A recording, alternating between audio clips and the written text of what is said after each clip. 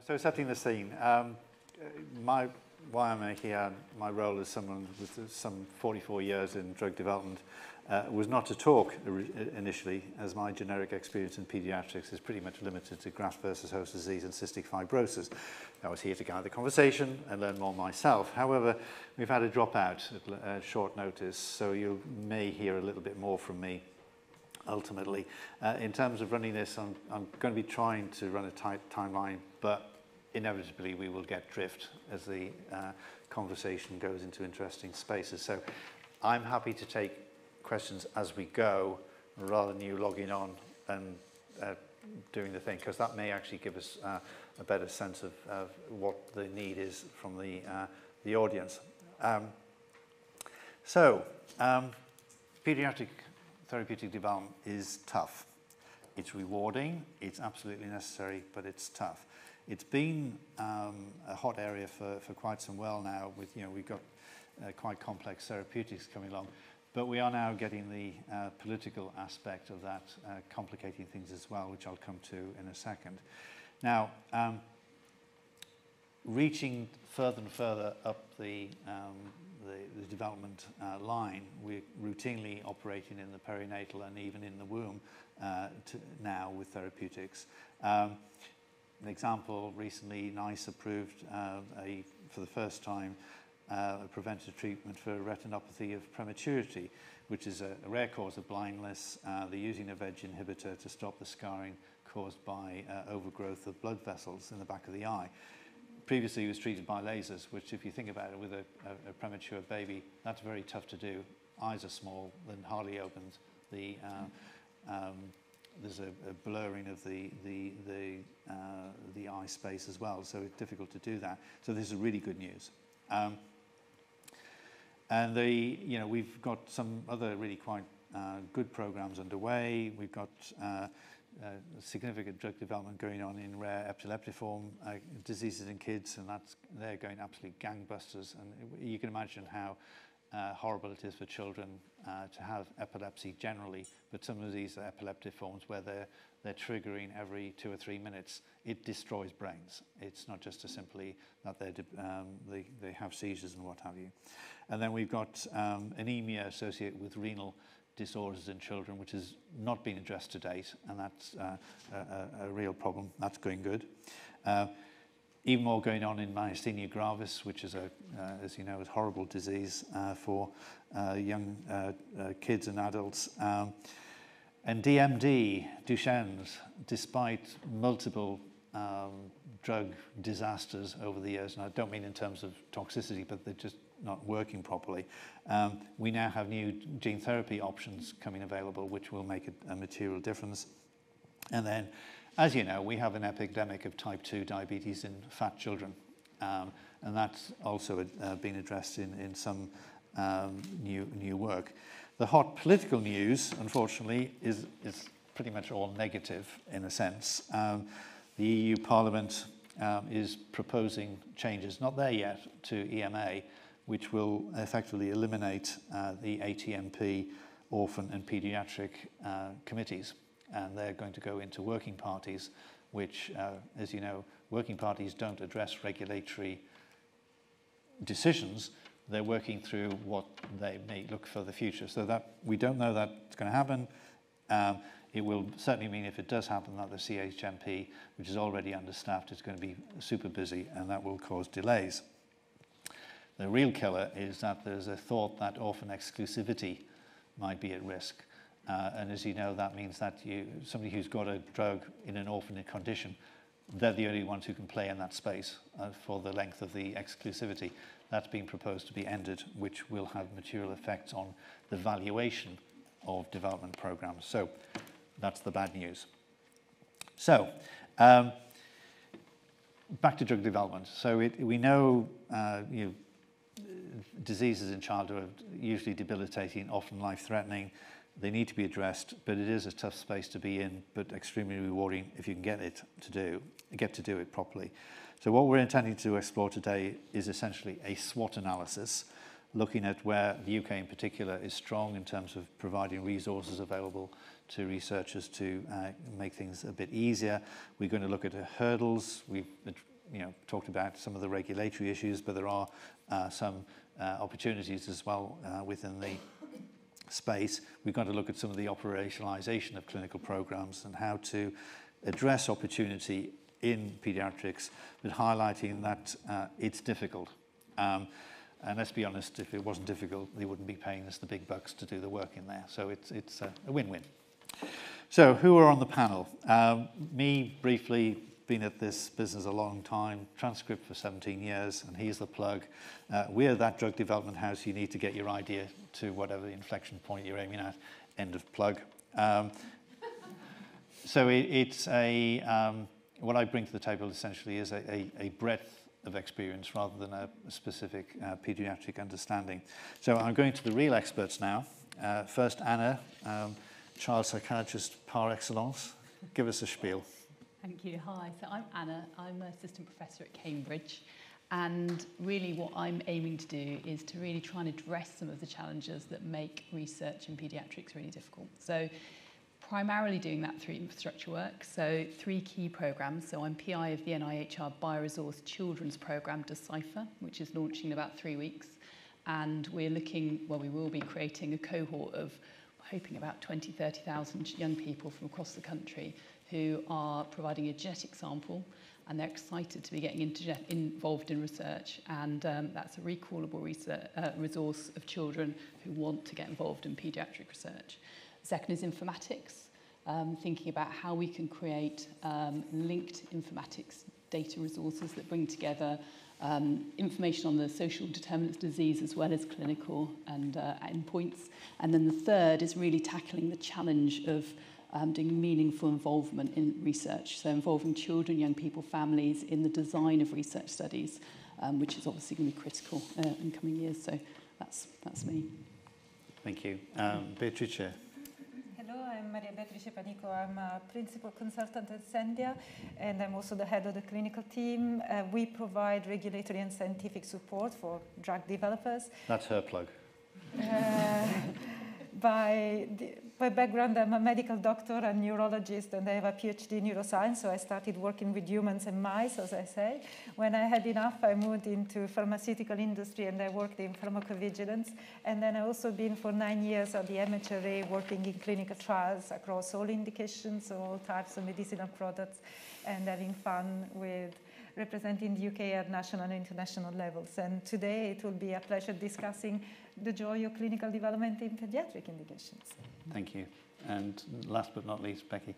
Hi, so I'm Becky Birch. I'm head of research at the Brain Tumour charity. So we are a charity who funds research. We provide support for families, and we provide patient advocacy as well. So we have a huge network of patients and carers who are extremely engaged and very keen to be involved in research. We fund research as well. So we fund globally. We fund research into adult, pediatric, high-grade and low-grade brain tumours.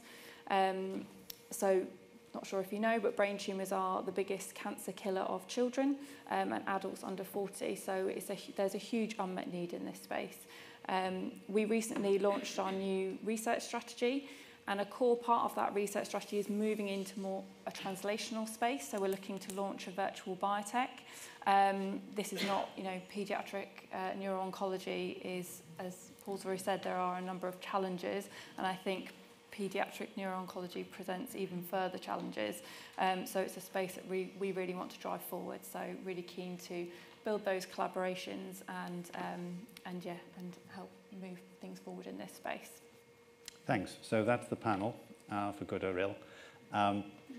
What I'm going to do now is go sort of top down.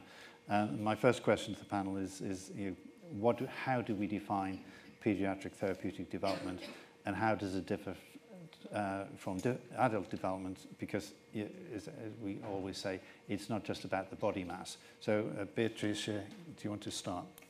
Yes, as you all know, there is a specific need in legislation that whoever is developing a drug needs to consider whether the drug is applicable to pediatric indication. This is because virtually everything that we are using these days in children is off-label, has never been tested in children, and they are actually the animals, testing the drugs for us. So the role of the legislation is to say that as soon as PK data is available in adults, a thought should be given to devising a pediatric strategy. And this means deciding whether there is scope for investigating the drug in the same indication as adults, or even in a different indication. Because this is the thing, the pediatric legislation is aimed at unmet need. So identifying where there is the need and whether the drug that you are developing can fit the need. Then the other thing to consider is that, again, we are talking about pediatric indications, so it's everything from birth to less than 18. And another of the, I would say, the mantra is to consider that pediatric patients are not young adults. They should be considered in their own, and the disease has to be assessed so that it has to be decided whether the disease is the same in children and in adults, whether there is a scope, for example, for having a staggered approach, starting, for example, investigating the drug first in a closer to adult population, so in adolescents, and then going to the younger population, or whether actually there's nothing that can be learned, and that having this staggered approach will only create a delay and potentially depriving children of the access to a beneficial drug. So these are some of the concepts to bear in mind when approaching pediatric development. Thank you. Very nicely set out. And going to one of the points you talked about, the range between the perinatal, neonatal, infant, childhood and adolescent stages and the differences that make. I mean, Anna, you said when we were talking about this prior that they are different populations almost. Yeah, absolutely. I think one of the things that's really critical to think about as we think about research in children and adolescents is actually they're not a homogenous group. So there's really specific developmental stages, and that's in terms of psychology, physiology, that need to be understood. So when we're thinking about developing interventions, whether it's therapeutic drug trials, gene therapeutics, whether it's digital and medtech, we need to really be thinking about how we're targeting those to specific developmental stages for young people. So that does mean that actually when we're designing trials, and we're thinking about trials and we're thinking about recruitment, that really raises particular issues around how we target and identify those populations and how we really design recruitment strategies to involve people from those particular developmental stages, and that they're really specific issues that we need to be thinking about carefully with people, with families and with our academics. And we'll come back to that in terms of design of programs at a later stage, but that's good to put it. For you, Becky, and I'm going to ask you this question, and it was attested to earlier when most of the drugs that we have for pediatrics are repurposed adult drugs. Off-label use almost always to begin with, and then move into either type 2 variation if you're trying to move it down from the adult stage. But be that as it may, the question is, should we be looking for novel drugs for pediatric use, or should we simply rely on moving adults drugs up the chain? Well, I think, as has already been said, paediatrics aren't necessarily, they're not just young adults. And a lot of paediatric diseases are unique to the paediatric population. And those diseases are rooted in developmental origins. And so there are unique pathways. That's not to say that there are not opportunities for repurposing drugs, and it has been done successfully in the past. But I think it's really understanding the mechanisms of the disease in the paediatric population and treating those in a more targeted way to make sure there are fewer side effects. And it's thinking about the long-term side effects as well of those treatments. If you are going to go down the repurposing route, there are still a lot of considerations in terms of safety and efficacy. As my colleagues have said, around taking into account the different developmental stages, formulation challenges and things like that. But there is a huge need for novel drugs. I think, speaking from from the paediatric neuro-oncology side, there are thankfully, a large number of paediatric brain tumours are technically cured, but the long-term side effects are life-changing and debilitating for these children. And so there is a need for more targeted novel treatments in this population, definitely. And as a person, if you think of diseases like retinoblastoma, where there are no adult analogues, you know, you are talking about, you don't necessarily have something that will affect. So yeah, we do. We need them. Anyway, any questions at this stage? I know it's early on, but I'm happy to take any questions along the line. No, totally. Oh, okay, cool. Right. Thank you. It was just really the opportunity to link perhaps the last panel with this one, and given where we're going with, you know, genomic sequencing at birth, perhaps, might the panel see that driving, you know, an upswing in pediatric medicines and more genetically based medicines, and, you know, treating earlier rather than waiting until we're suffering from disease? So I just thought perhaps if we could. We are going to address certain aspects of that later on, but that's a really pertinent question. Thank you. And there was.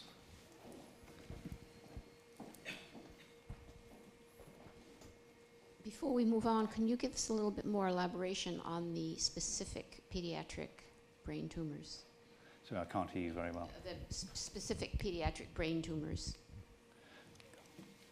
As in, sorry. The specific.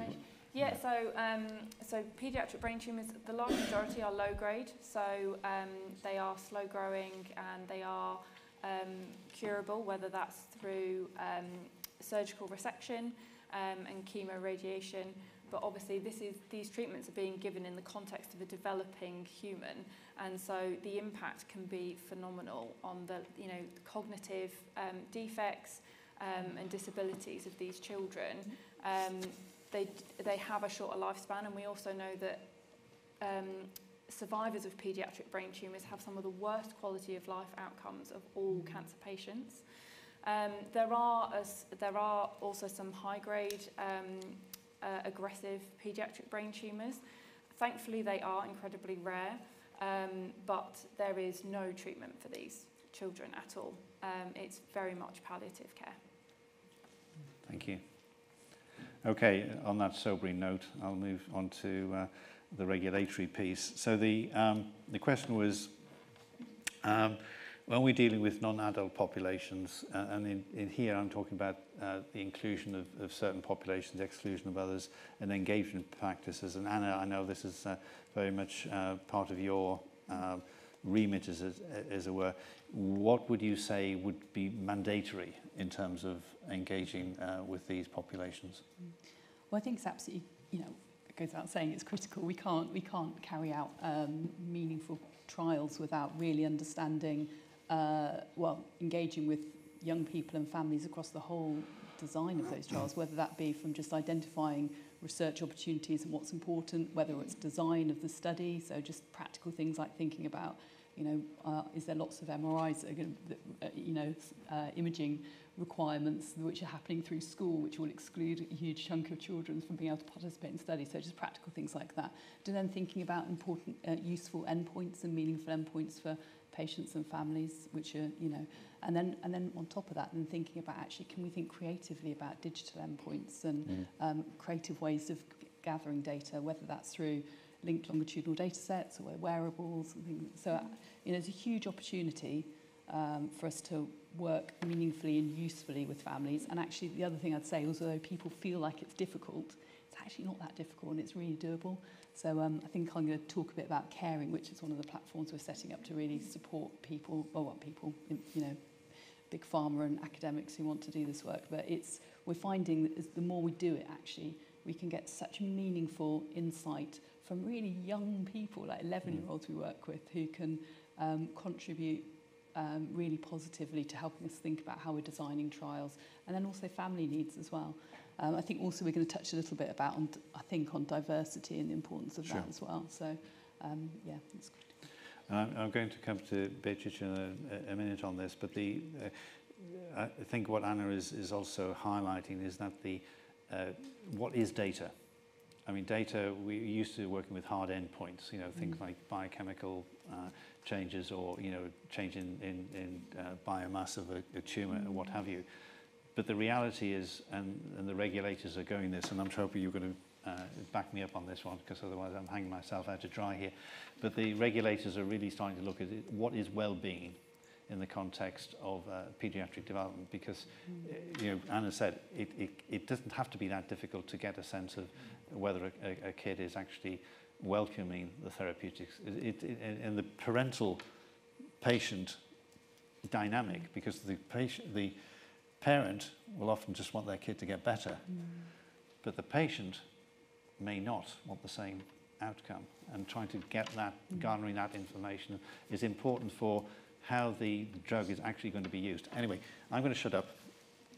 Yes, just continuing in this field, there is a common understanding from a regulatory perspective that patient engagement is crucial. So the mantra is put all the relevant people in the room when you are planning a trial.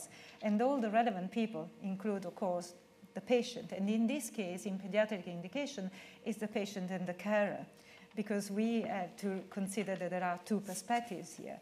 So patient engagement is so relevant that some regulators want to see a documentation of patient engagement even when there is the clinical trial application submissions. And certainly the patient perspective is relevant when preparing the package for submission. The regulators are very eager to hear about development of patient-reported outcomes that identified items, as Anna and Paul are saying, relevant to the specific need of the population, that is the targeted population.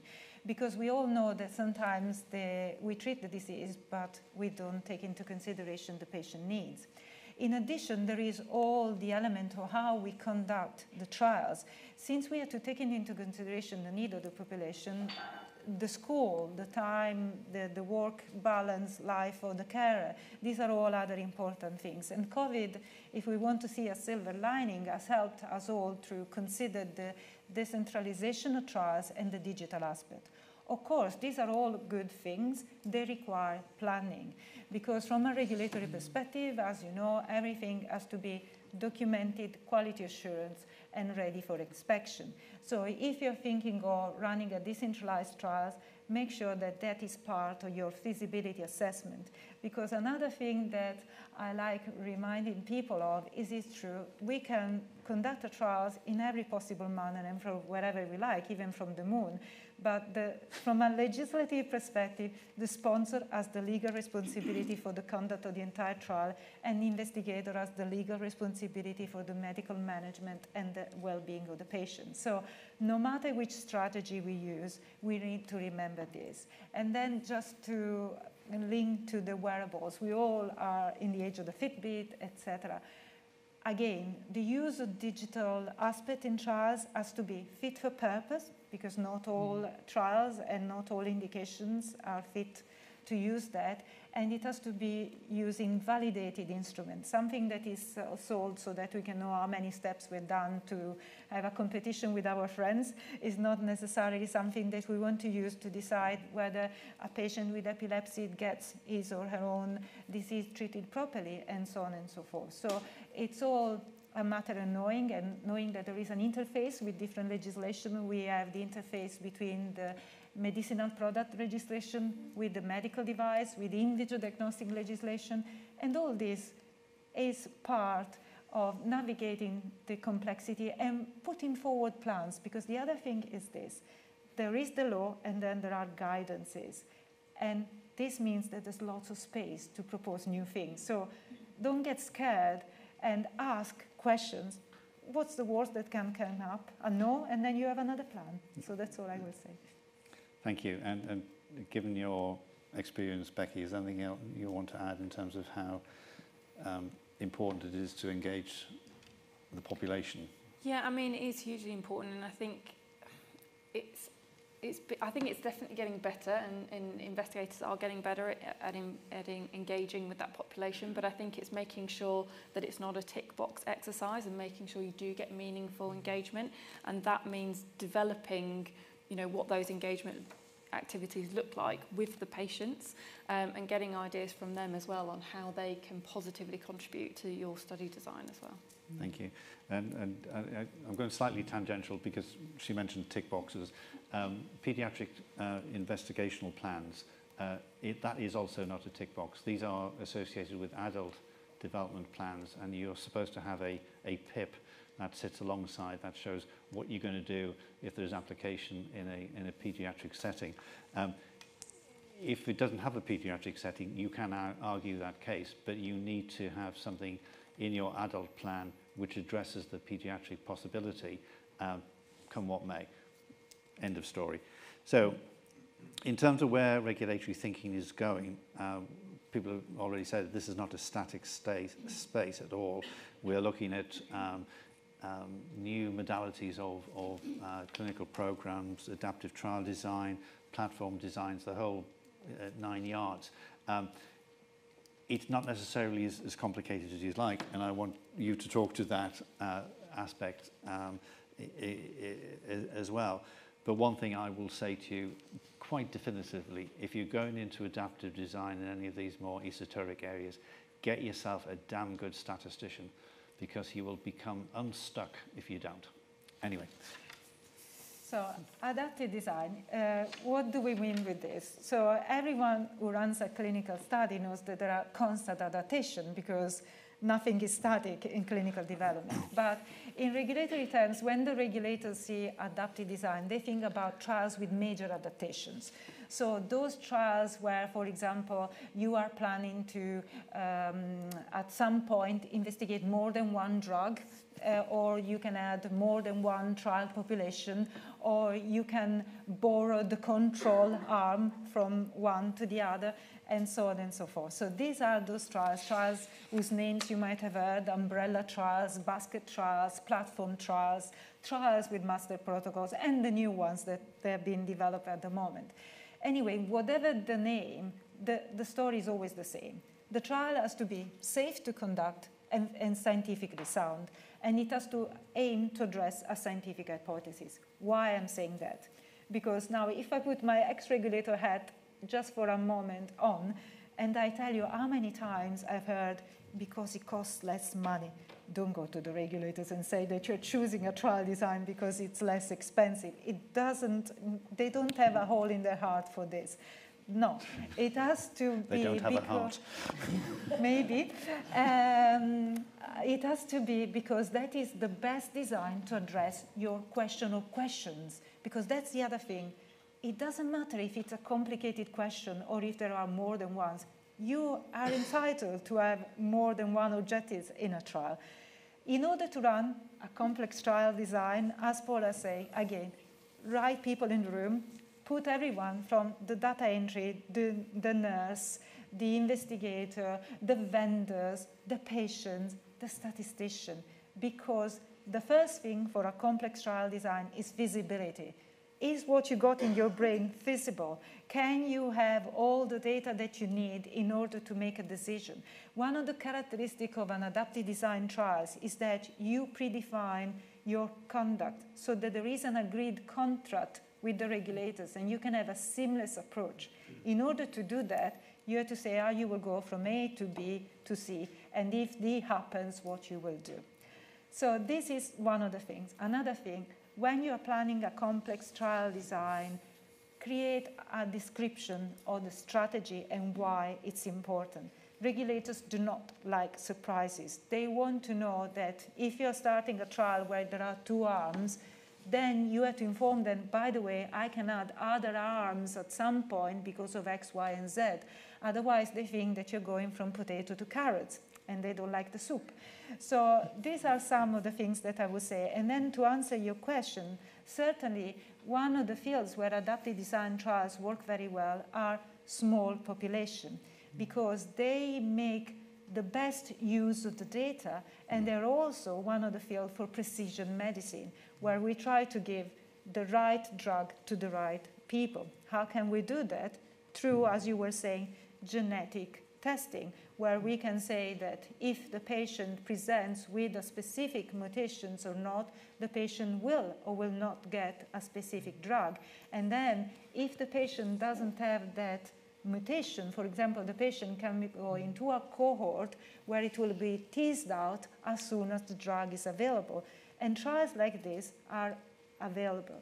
The other thing that is really important is to continually updating systems with information. Now, I will say it and then stop it.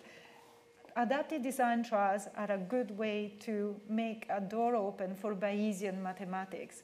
This is one type of mathematics we're discussing together, where you use your a priori knowledge, so what you know at the beginning of the trial, and you update a mathematical model with all that you learn during the trial, so that the model assists you with the conduct of the trial. In order to run a trial with Bayesian mathematics, you need a good statistician. But the statistician needs to talk with the clinicians, because, of course, we all have seen something that is statistically significant and has no clinical relevance. I'll stop here. I'll make one comment and go through, and thank you for backing me up on that few. Some study populations are tiny, and that's a really good reason for going to the regulatory with an adaptive design. We're currently working on a project where there are only 12 patients in the US. Now, you can't do a placebo-controlled clinical bog standard study in populations like that. You have to take the approach that you've taken. So, shut up. Any comments on that to add or? Yeah, that was the only comment I was going to add, was that it's, coming back to neuro-oncology and pediatrics, it's, the populations are tiny, and so these adaptive complex trials are critical. You're not going to move forward with them. The other thing I would add is that I think there's a really good opportunity, in the UK as well, because for these trials, because there is such a collaborative network, I think, around pediatrics, and there are those who have tried this and had the feedback and made the mistakes. So, and they're open to collaboration and sharing. So I think there's a really good environment in the UK to start paving the way for this. You've made a really good point, Becky. I think secrecy, industrial secrecy in the context of these sort of programs is an irrelevance and is a hurdle. You won't get anywhere without collaboration, and people are driving to the same goal ultimately. So use the network when you can. Right, sorry. No, and also I'd say that I'm sure most people are aware of the rollout of the NICU screening. So Next Generation Children was a programme run by Lucy Raymond here in Cambridge, and they did a programme where they screened all children who went through NICU, PICU, acute paediatrics for a genetic perspective. And they found that 1 in 4 children have got a genetic explanation for their disorders in NICU and PICU. So although at the moment we think of these as rare diseases and we think genetics is an emerging thing, actually it's going to be the absolute foundation of what we're doing. So really at the beginning of what I see as a really important wave of good development. Thank you. I'm conscious of time, so if there are any questions on that, save them to the end, because we could be here for the next 3 hours talking about adaptive design. Let's talk about opportunity. Why is pediatric disease a good area to explore for new drugs, both new and repurposed? And I'm going to turn to you, Becky, for first off, because you're working in the space where that is happening. So why is it a good area to play in? Yeah, so like I mentioned, in terms of cancer survivors, paediatric children who survive a brain tumour have some of the worst quality of life outcomes. And so there's a real opportunity to change that by having more targeted treatments, so it's thinking about the long-term impact on these children as they go into adult life and the potential complications and disabilities that they'll have. So by having more targeted treatments, there's a way of combating that. So I think that's sort of a key opportunity. Obviously, we've spoken a little bit about the regulatory incentives, and that may be bad news coming up. But yeah, I think it also comes back to this whole aspect of collaboration as well. Like I was saying, there is, once you bring together the researchers, the clinicians, the regulatory authorities, all heading in the same direction, there's a real opportunity to drive innovation and raise awareness in this space. So, Anybody else add that? The main thing I'd add is the origin of all disease in the first 2 decades of life. All disease, so non-communicative. So I mean, we're missing such a huge, yet all the research is done in adults, and all of the drug development is done in adults. So we're missing such a huge opportunity for identifying opportunities for intervention, prevention, precision, early identification of disorder, and really significantly impacting the life outcomes of people. So it's really where it's at, needs to be where it's at. And the thing I think that makes it difficult is the fact that we've really struggled to recruit, to think, to develop trial designs, to understand the issues relating specifically to children, paediatric research. But you know, as Becky's saying, that the infrastructure is coming now. So you know, BioResource would be a great resource. So it's a recallable resource of thousands and thousands of young people with genetic profile who are willing to participate in research studies with industry, with academia. So that's one resource which is going to be transformative. Thank you. Yeah. Just so you were talking, I was thinking that I had a conversation yesterday about Alzheimer's disease and the fact that Alzheimer's disease probably starts in adolescence. It does. Well, and the accumulated data is going to take a while to show the causative link between a particular profile or genetic or otherwise and the subsequent development of Alzheimer's disease and indeed any other degenerative brain disorders. But it's coming. I won't see it in my lifetime, but it's coming. Anyway, moving on swiftly before I get Alzheimer's disease. So, some of you would say that's too late, but there you go. In terms of another opportunity is the investors quite like to see drugs which are being involved in areas where there is no therapy of choice, or it's palliative or what have you. So if you've got an unmet need and it's really well defined, that's a bonus. And there's also a concept that it can command high individual payments. Therefore, you don't have much marketing costs in that sense. So there are some advantages that are at a facile level obvious, but there are no shortcuts in these situations, and sometimes those individual high treatment payments aren't justified ultimately. And I can think of CAR T as a case where we thought we had cure, and we don't obviously always have cure with CAR T, but the price point was pitched at the idea that this would obviate the need for care across an entire lifetime. So you've got to balance this out. You've got to have a really good story. You've got to be able to present it extremely well, and you have to cost it out, both in terms of the cost of development, but also the opportunity when you're talking to investors. And I see so many times, particularly with people in academia who think of spin-outs, they have no concept of the data that you have to put together to make an investor salivate. And it's not always easy. So just an observation. If we're looking at rare pediatric diseases, yes, there are accelerated programs. We all know about those. You can get good remuneration agreements up front on occasion.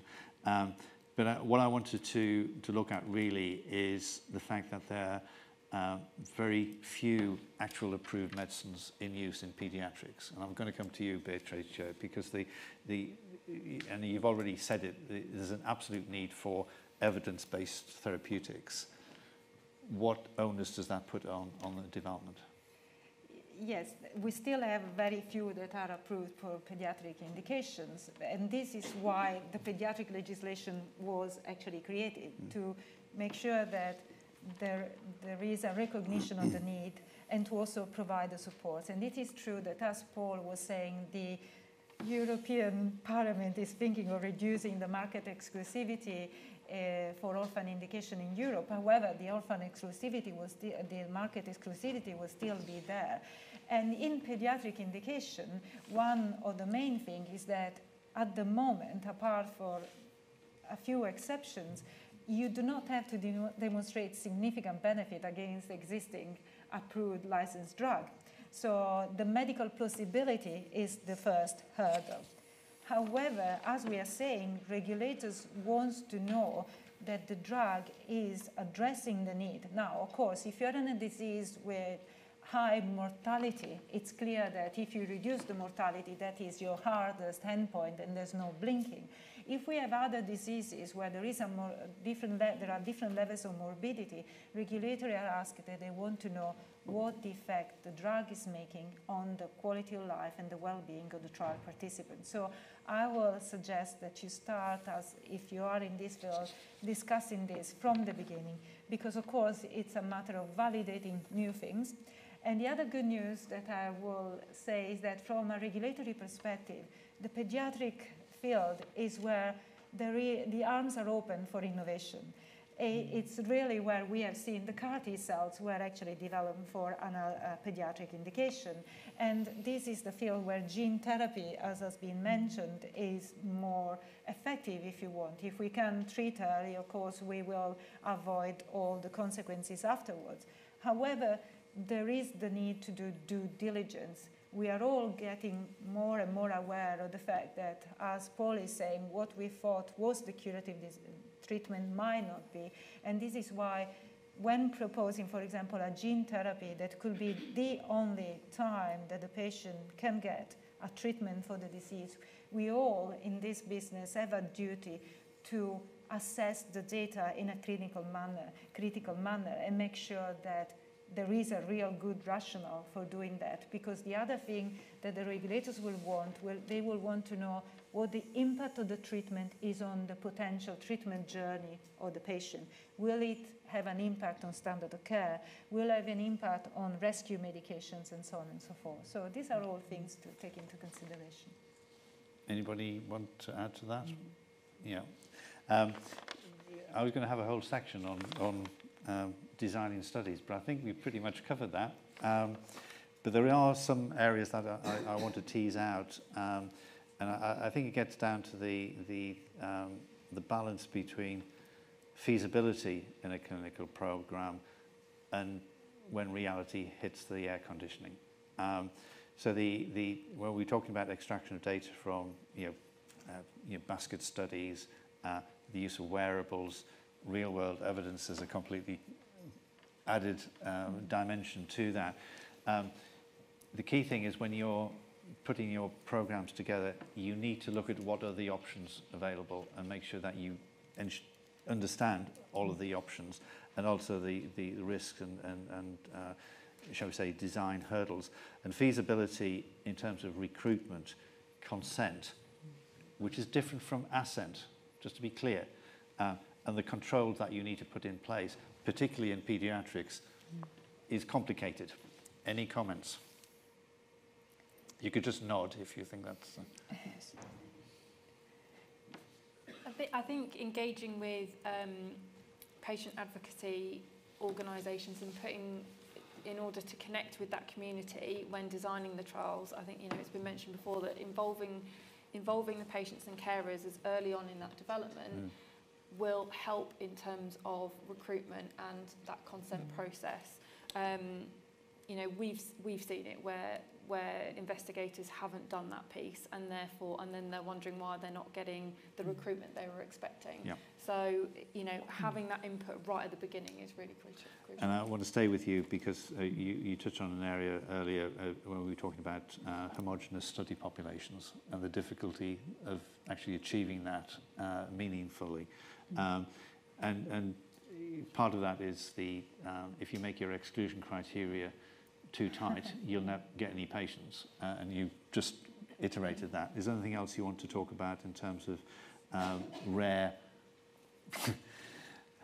the idea of rare and homogeneous coming together is almost a tautology, but anything else to add to that, Anna? Not really. I just think it's a challenge in this population, definitely. Okay, finally in that space, I do want to touch on the comparator piece, which I talked about, particularly when medicines have already been used off-label. And I think to your point was that there is a reluctance in both patients and physicians to go into randomized studies where either there is no opportunity for a patient to get the test drug at all, and there are design studies which does allow that often, and sometimes it's even more complicated because if the patients don't get the study drug, they are going to die before they can be part of the comparator arm, which then allows them to go into the test drug.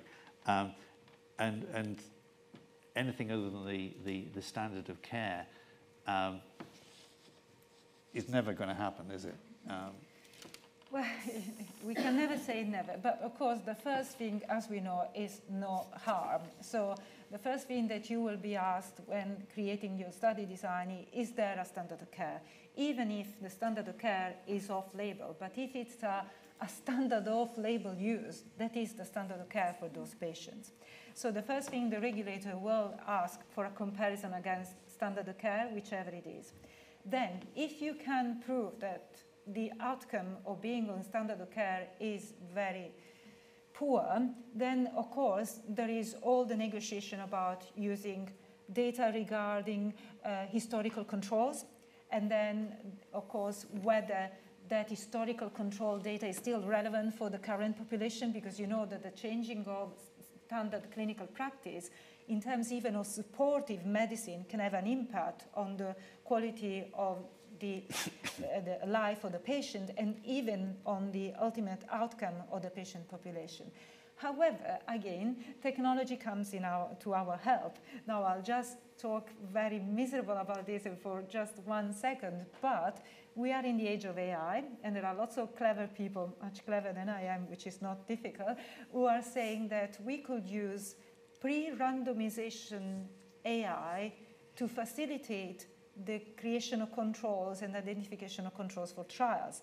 And actually, the European Union has given a validation to a proposal for the creating of ghost controls, where the medical data of the patient pre-randomization are inputted in this machine learning tool, and they will be used by the model to predict the evolution of the patient over time so that the patient is his own control. And this is a methodology that has been validated. So it is one of the things, and God knows what we will find tomorrow. So I would say, again, there are hurdles, but we are creative as human beings, so we can keep on. Actually, I know, Becky, I was going to ask a question about some of the validity, the validation of this data has to be done before you can blithely move into it. And to take Beatrice's point, AI, it's not artificial intelligence, it's machine learning. Let's be clear. This isn't an intelligent being. The intelligence is the human thinking behind it, and we can't get away from that. So do you want to say anything about validation of digital endpoints, or should we move on because we've got limited time? It's your call. Yeah, I mean, feel free to move on, yeah. All right, okay. So I'll make 2 statements, and then I'm going to give you some things to look at which will help you if you're going into that space, two of which Anna is very closely involved with. So first of all, I think it's obvious, and this is not me making a pitch, but it's obvious you need to make sure that you get hold of somebody who's got experience in this space before you start making decisions. And the other thing is, and to what I think has been said before, is be ready to argue your case with the regulators. The regulators are not a monolith of knowledge, nor are they monolithic in terms of how they come to decision making. They can be argued with in the appropriate sense. Don't shout at them, they don't like that very much, I found. Anyway, so I'm going to briefly tell you the tools that you might want to reach out to, and then I'll open the final few minutes for questions, and then we can close out on time, give or take. Yeah, all right. So the C4C network, this is Connect for Children. It's part of the European Union's Innovative Medicines Initiative, and the whole idea is it's a pan-European pediatric clinical trial network aiming to facilitate the development of new medicines for children. I will share with Alicia these websites that you can go and have a look at for future reference. The NIHR, bless their cotton socks, are really starting to step up after a long time of faffing about, if I may say so.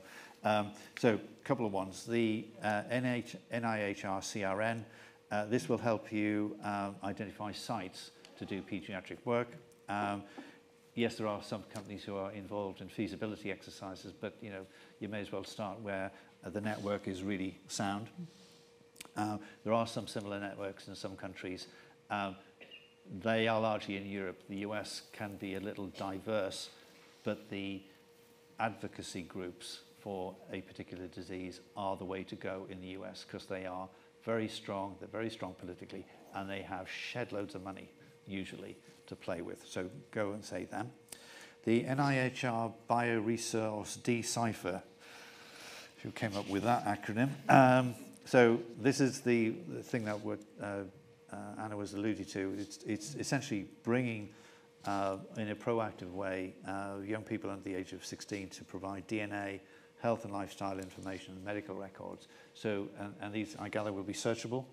Yep. No, So you can actually pick these kids up. I don't mean that in a... yeah, I don't know where I'm going with that one. Anyway, so it's the Children and Young People's Health Resource, hence the cipher piece. And last but not least, which is something Anna's particularly exercised about, is this caring thing, which is about trial design, entry criteria, and relevant endpoints. These are resources, guys, in this country which you can access, and I really encourage you to do so as you're designing your programs, because it can save you a lot of grief, ultimately. So, we've danced around a number of issues and opportunities. Let's be honest, we've not even scratched the surface. So, any questions?